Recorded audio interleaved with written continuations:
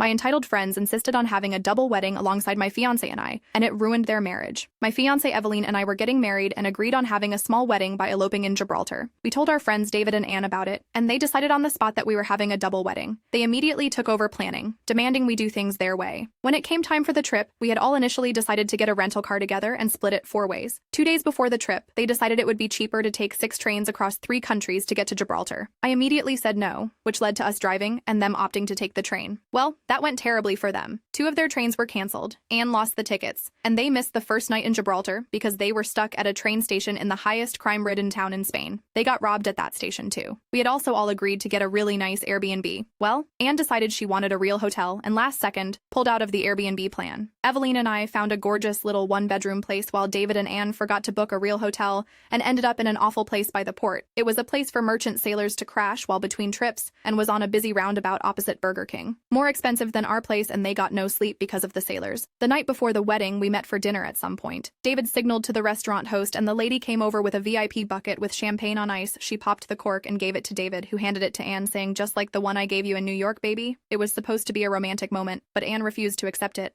The host awkwardly poured 2 glasses of champagne, and David pressured Anne into taking a sip. When she did, she spat it out, announcing loudly, "I hate it." David then said he wouldn't be paying for it. The host was ticked off, and I understood why, as the bottle was $750. She threatened to call the police, so David sheepishly paid for it. The actual weddings went okay, apart from the fact David and Anne were hammered. When Eveline and I kissed to make it official, David stood up and started yelling that it wasn't fair we got the nicer outfits. Anne had picked the outfit for him, and since she was also drunk, she got irritated by this. She full-on slapped David for that remark and told him that if she didn't like her fashion style, he could screw Eveline instead. Of course, this made me mad, but I didn't even have to say anything as David then stood up and told her to go F yourself. He then stormed away, but not before tripping over his shoelaces and stumbling into a table full of cupcakes, getting cream all over his suit. For the wedding dinner, Anne insisted on a fine dining fish restaurant, but Eveline and I didn't want that. Anne was really insisting on this fish restaurant, so we decided not to meet up. Eveline and I went to the best steakhouse in Gibraltar. We had a great time, and after dinner at around 8 p.m., David and Anne messaged us, "Where are you?" Turns out Anne forgot to make reservations, and the fish restaurant was fully booked when they arrived. They ended up taking a store-bought cake back to their sailor hotel and eating it with their credit cards because they didn't have cutlery in their room. The next day, they had a huge fight because David decided to cake face Anne in the lobby of their hotel. Turns out he bought a second cake just for that. They then decided everything was Gibraltar's fault and spontaneously left. They booked a beach resort up the coast of Spain and headed on foot to the train station. The train was late, they got stranded somewhere with all their luggage, and it took them 14 hours to get to the resort. They arrived at 11 p.m. and were checking out the next morning. They also got stranded again on the way home, lost half their luggage, and decided to take a break from each other for a month.